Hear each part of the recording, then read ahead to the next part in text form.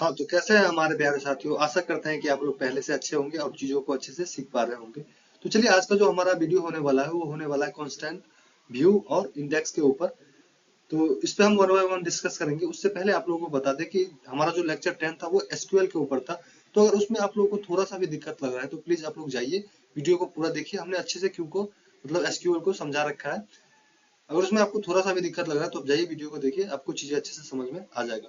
चलिए बिना किसी देरी के बढ़ते हैं आगे और समझते हैं कि कांस्टेंट, व्यू और इंडेक्स क्या होता है। उससे पहले आप सभी को हमारे इस यूट्यूब चैनल में हार्दिक स्वागत है एवं अभिनंदन है। आप चीजों को ऐसे ही हमारे साथ सीखते रहिए और समझते रहिए। तो चलिए हमारे प्यारे साथियों बढ़ते हैं आगे और समझते हैं कि कांस्टेंट क्या होता है।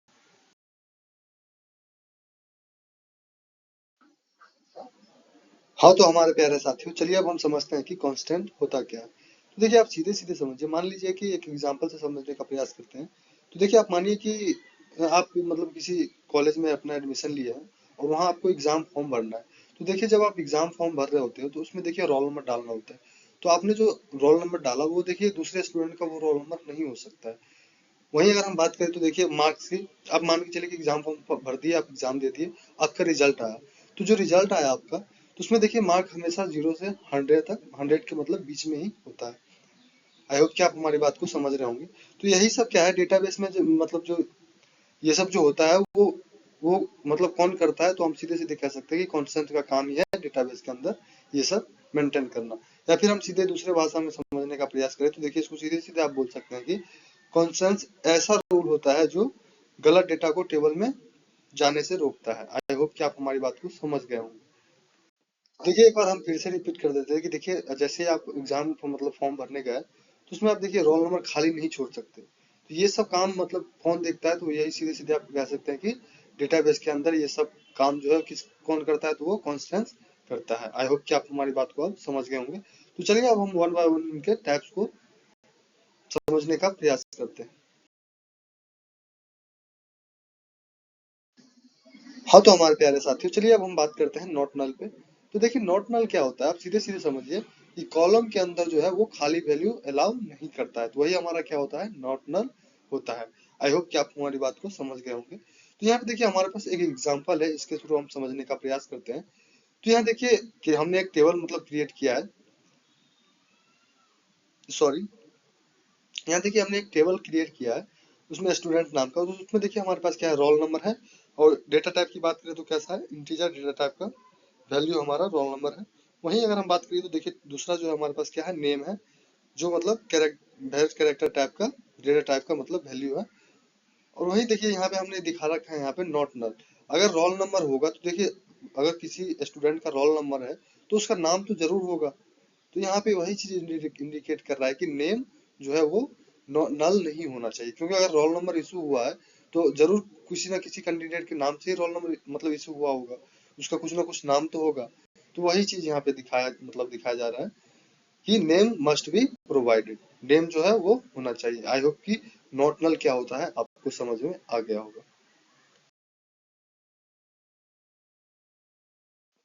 हाँ, तो हमारे प्यारे साथियों अब दूसरा हमारे स्क्रीन पे दिख रहा होगा आपको, यूनिक है। तो देखिए यूनिक कहने का सीधा सीधा मतलब ये होता है कि डुप्लीकेट वैल्यू नहीं होगा। अब समझिए कि डुप्लीकेट कहने का मतलब क्या हुआ। एक बार हम फिर से रिपीट कर देते हैं कि कॉलम के अंदर यूनिक कहने का मतलब ये होता है कि डुप्लीकेट वैल्यू अलाउ नहीं होता है। उसे ही हम क्या बोलते हैं, यूनिक बोलते हैं। मान के चलिए चलिए यहाँ पे आपको एक एग्जाम्पल दिख रहा होगा। यहाँ पे देखिए हमने एक स्टूडेंट नाम का टेबल क्रिएट किया है। उसमें मान के चलिए हमारे पास क्या है, ईमेल आईडी है। तो ईमेल आईडी देखिए हर एक स्टूडेंट का ईमेल आईडी यूनिक होता है।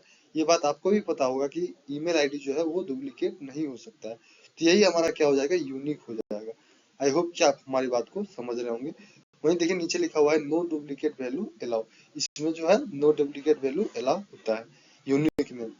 आई होप कि आप हमारी बात को समझ गए होंगे। तो चलिए अब हम बढ़ते हैं आगे की तरफ।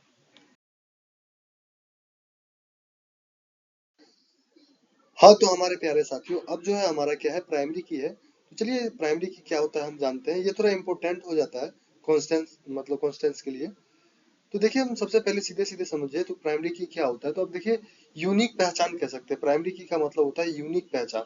यूनिक पहचान कहने का मतलब क्या हुआ कि मान के चलिए टेबल के अंदर जो रिकॉर्ड है उस प्रत्येक रिकॉर्ड को हम मतलब यूनिकली आइडेंटिफाई करने का जो काम करता है वो कौन करता है, वो करता है प्राइमरी की करता है।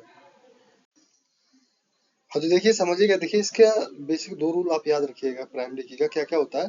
पहला तो ये कि वो नल नहीं होना चाहिए और दूसरा डुप्लीकेट नहीं होना चाहिए। आई होप कि आप हमारी बात को समझ रहे होंगे। तो चलिए एक एग्जांपल के साथ समझने का प्रयास करते हैं। मान के चलिए कि एक हमारे पास स्टूडेंट टेबल है, उस टेबल के अंदर कई सारे स्टूडेंट का हमारे पास रिकॉर्ड है। मान के चलिए कि हमारे पास क्या क्या रोल नंबर है और नेम है। तो देखिए यहाँ पे सीधे सीधे आप समझिए कि हम मान के चलिए कि मतलब हमारे पास 100 स्टूडेंट है, तो 100 स्टूडेंट में से 10 स्टूडेंट ऐसा है जिसका नाम सेम है। नाम तो सेम हो सकता है, लेकिन वो अगर हम बात करें तो रोल नंबर की, तो रोल नंबर सेम नहीं हो सकता है। तो रोल नंबर को हम क्या बोल सकते हैं, प्राइमरी की बोल सकते हैं। तो यही हमारा क्या हो जाएगा, यहाँ पे रोल नंबर प्राइमरी की हो जाएगा। आई होप कि आप हमारी बात को समझ पा रहे होंगे। तो यही होता है कि हम रोल नंबर के हिसाब से हम यूनिकली आइडेंटिफाई कर सकते हैं प्रत्येक रिकॉर्ड को। तो यही हमारा है प्राइमरी की। आई होप कि आपको चीजें समझ में आ गया होगा।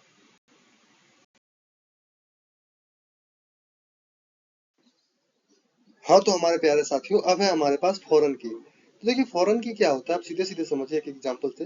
मान के चलिए कि हमारे पास दो टेबल है, एक कोर्स टेबल है, दूसरा स्टूडेंट टेबल है। तो देखिए कोर्स टेबल में हमारे पास क्या है, कोर्स आईडी है, जो कोर्स टेबल का प्राइमरी की है। वहीं अगर हम बात करें कोर्स और क्या है, तो कोर्स नेम है। वहीं अगर हम स्टूडेंट टेबल की बात करें तो इसमें हमारे पास क्या है, रोल नंबर है और कोर्स आईडी है। तो स्टूडेंट टेबल में जो प्राइमरी की है हमारे पास कौन सा है, रोल नंबर है।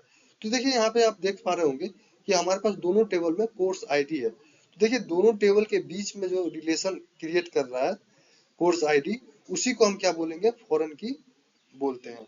आई होप कि आपको क्लियर हो गया होगा कि फॉरेन की क्या होता है। अब सीधे सीधे यही समझिए कि दो टेबल के बीच जो रिलेशन क्रिएट करता है उसको हम क्या बोलते हैं, फॉरेन की बोलते हैं। आई होप कि आपको चीजें क्लियर हो गया होगा।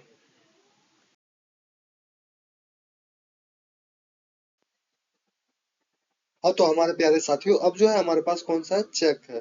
देखिए अब चेक का मतलब सीधे सीधे समझिए कि कंडीशन जो अप्लाई करता है उसको हम क्या बोलते हैं, चेक बोलते हैं। आई होप कि आप हमारी बात को समझ गए होंगे। नहीं समझे, चलिए एक एग्जांपल से समझने का प्रयास करते हैं। तो देखिए यहाँ पे हमारे पास जो है स्टूडेंट टेबल है।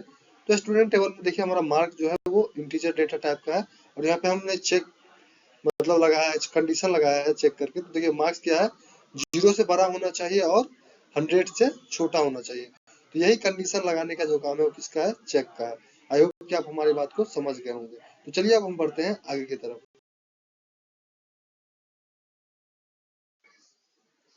हाँ, तो हमारे प्यारे साथियों अब जो है हमारे पास क्या है, डिफॉल्ट है। तो देखिए आप सीधे सीधे डिफॉल्ट को समझिए। डिफॉल्ट का मतलब क्या होता है, मान के चलिए कि हमारे पास एक स्टूडेंट टेबल है और उस टेबल के अंदर हमने सिटी कॉलम बना रखा है। उस सिटी कॉलम में मान के चलिए कि हमारे पास कुछ नल वैल्यू है। नल वैल्यू कहने का मतलब कि खाली वैल्यू है। तो वहां पे हम क्या कर सकते हैं, डिफॉल्ट वैल्यू दे सकते हैं।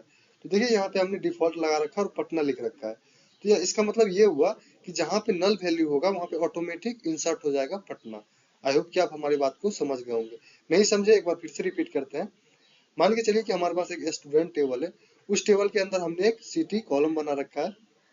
उस कॉलम के अंदर मान के चलिए कि तीन चार कॉलम में मतलब तीन चार रिकॉर्ड में हमारे पास नल वैल्यू है।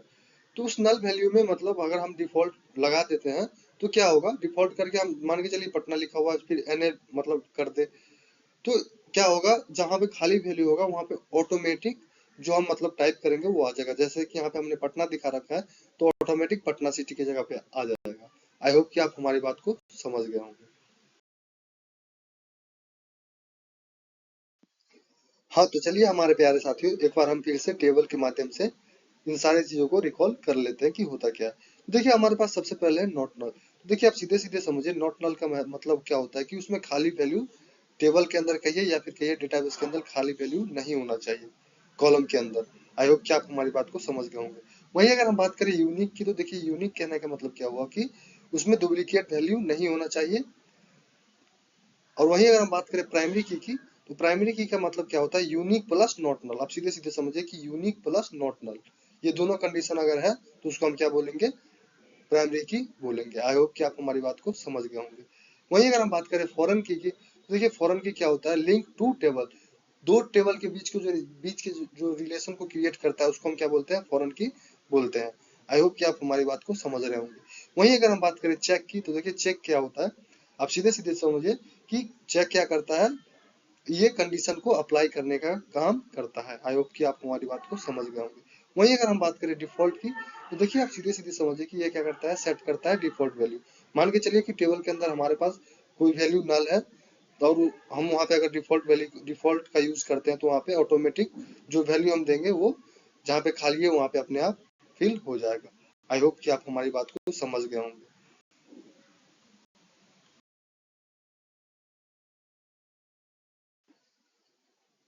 हाँ तो चलिए हमारे प्यारे साथियों, अब हम समझते हैं कि व्यू क्या होता है। देखिए आप सीधे सीधे समझिए, एक एग्जांपल से हम समझाने का प्रयास करते हैं। तो देखिए मान के चलिए कि एक स्कूल के अंदर एक स्टूडेंट का सारा रिकॉर्ड रखा हुआ है। तो यहाँ पे हमारे पास देखिए रिकॉर्ड में क्या क्या है, रोल नंबर है, नेम है, मार्क्स है, फीस है और एड्रेस है। तो यहाँ पे देखिए अगर टीचर को हम दिखाना चाहे तो टीचर हमेशा क्या देखना चाहता है, वो बच्चे का मार्क्स देखना चाहता है। वहीं अगर हम बात करें तो देखिए अकाउंटेंट क्या देखता है, बच्चे का फीस देखता है कि जमा है या नहीं है। तो यही हम सीधे सीधे कह सकते हैं कि हर किसी को मतलब सब कुछ दिखाना जरूरी नहीं होता है। तो यही काम कौन करता है, व्यू करता है। जिसको जो ही चीज मतलब देखना है, जैसे टीचर को मार्क देखना है तो वो मार्क्स ही देखेगा। वहीं अगर हम बात करें अकाउंटेंट की, तो वो देखेगा कि फीस किसने जमा किया नहीं किया।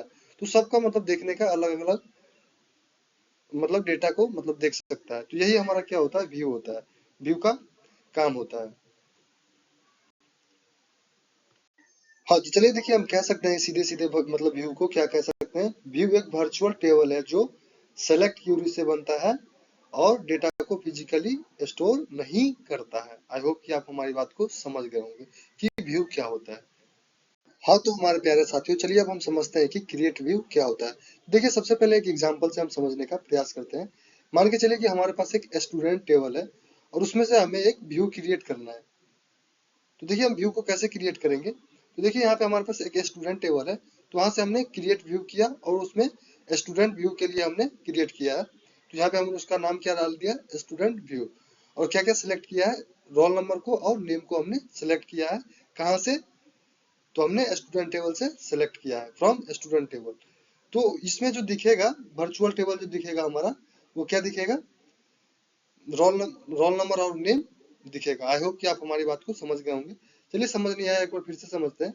तो आप देखिए सीधे सीधे समझिए, क्रिएट व्यू का उपयोग हम डेटाबेस में एक वर्चुअल टेबल बनाने के लिए करते हैं। आई होप कि आप हमारी बात को समझ गए होंगे। वहीं अगर हम बात करें व्यू की, तो देखिए व्यू क्या होता है, सेलेक्ट क्यूरी से बनता है। और वहीं अगर हम बात करें व्यू डेटा की, तो ये फिजिकल स्टोर नहीं करता, डेटा को फिजिकली स्टोर नहीं करता है। आई होप कि आप हमारी बात को समझ गए होंगे। तो देखिए यहाँ पे हमारा जो है स्टूडेंट व्यू जो है वो हमारा क्या है, वर्चुअल टेबल है। आई होप कि आप हमारी बात को अब समझ गए होंगे। हाँ तो चलिए हमारे प्यारे साथियों, अब हम समझते हैं कि व्यू को हम यूज कैसे करेंगे। तो देखिए अभी हमने मतलब कि क्या क्रिएट किया था, व्यू, स्टूडेंट व्यू क्रिएट किया था। तो देखिए उसको अगर हमें यूज करना है तो हम कैसे यूज करेंगे, तो हम सेलेक्ट क्यूरी का यूज मतलब यूज करेंगे। और सिलेक्ट स्टार फ्रॉम कहाँ से, स्टूडेंट व्यू करके हम इसको ऐसे यूज कर सकते हैं। आई होप कि आप हमारी बात को समझ गए होंगे। वहीं अगर हम बात करें कि हम इसको ड्रॉप कैसे करेंगे, तो ड्रॉप व्यू और स्टूडेंट जो हमने टेबल का मतलब नाम, वर्चुअल टेबल का जो नाम हमने क्रिएट किया वो डालेंगे, तो ये हमारा क्या होगा, व्यू जो है वो ड्रॉप हो जाएगा। आई होप कि आप हमारी बात को समझ गए हो। तो चलिए हमारे प्यारे साथियों, अब हम समझते हैं कि एडवांटेज ऑफ व्यू, व्यूज का एडवांटेज क्या क्या है। देखिए क्या है, सबसे पहले क्या है हमारे पास, इम्प्रूव सिक्योरिटी। ये क्या करता है, सिक्योरिटी को इम्प्रूव करता है। और वहीं हम दूसरा बात करें तो सिंपली कम्प्लेक्स क्यूरी। वहीं अगर हम बात करें तीसरा क्या है, hide sensitive data. Sensitive data को क्या करता है, ये हाइड करने का काम भी करता है। वहीं अगर हम बात करें तो logically data independency. I hope कि आपको क्लियर हो गया होगा कि व्यूज का एडवांटेज क्या क्या है।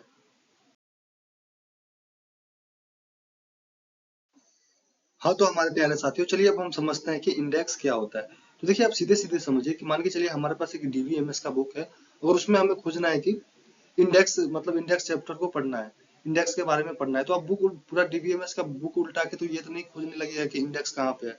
आप सबसे पहले क्या करिएगा कि इंडेक्स पेज पे जाइएगा और वहां पे देखिएगा कि इंडेक्स पेज में जाके देखिएगा फिर कि हमारा इंडेक्स टॉपिक जो है वो कितने नंबर पेज पे है। तो वहां से आप पेज नंबर देखिएगा, फिर आप सीधे सीधे बुक के अंदर उस पेज नंबर पे जाके इंडेक्स को पढ़ सकते हैं। तो वही काम जो है क्या है, इंडेक्स जो है यहाँ पे डेटाबेस के अंदर इंडेक्स जो है वही काम करता है डेटाबेस के अंदर, ये वाला इंडेक्स। आई होप कि आप हमारी बात को समझ गए होंगे, क्योंकि इंडेक्स इंडेक्स ही हो गया, दिक्कत नहीं है, हमें पता है कि आप समझ गए होंगे। तो चलिए एक बार फिर से हम आपको मतलब समझाते हैं कि क्या होता है इंडेक्स। तो इंडेक्स एक, आप सीधे सीधे समझिए कि इंडेक्स एक डेटाबेस ऑब्जेक्ट है जो डेटा को जल्दी खोजने में मदद करता है। क्या करता है? डेटा को जल्दी खोजने में मदद करता है। आई होप कि आप मतलब समझ ही गए होंगे कि देखिए अगर आप सीधे इंडेक्स पेज पे जाके खोज रहे कि इंडेक्स हमारा कहाँ किसने कितने नंबर पेज पे है, तो क्या हुआ, जल्दी मतलब खोज लिए ना कि कहाँ है। अगर बुक उल्टाने लगते और खोजते तो बहुत टाइम लग जाता है। तो यही हमारा क्या है, डेटाबेस में इंडेक्स का काम होता है। तो हम देख लेते हैं कि इंडेक्स को हम क्रिएट कैसे करते हैं। तो देखिए यहाँ पे हमने क्या किया है, क्रिएट इंडेक्स, और इंडेक्स का हमने नाम लिखा है यहाँ पे इंडेक्स नेम। और कहाँ से किया है, स्टूडेंट टेबल पे, टेबल के अंदर नेम पे हमने नेम कॉलम में करने का काम किया है। आई होप कि आप हमारी बात को समझ गए होंगे। वहीं अगर हम बात करें कि इंडेक्स को हम ड्रॉप कैसे करते हैं, तो ड्रॉप इंडेक्स, और जो हमारा इंडेक्स का नाम होगा उसको करेंगे तो वो हमारा ऑटोमेटिक ड्रॉप हो जाएगा। आई होप कि आप हमारी बात को समझ गए होंगे। हाँ तो हमारे प्यारे साथियों, चलिए अब हम देखते हैं कि इंडेक्स का एडवांटेज क्या क्या है। देखिए आप सीधे सीधे मतलब अगर समझे तो हम कह सकते हैं कि ये लार्ज टेबल के लिए मतलब यूजफुल होता है।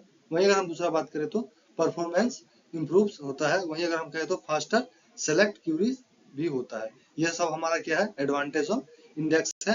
वहीं अगर हम डिसएडवांटेज की बात करें तो इसमें देखिए क्या होता है, एक्स्ट्रा मेमोरी का रिक्वायर्ड होता है।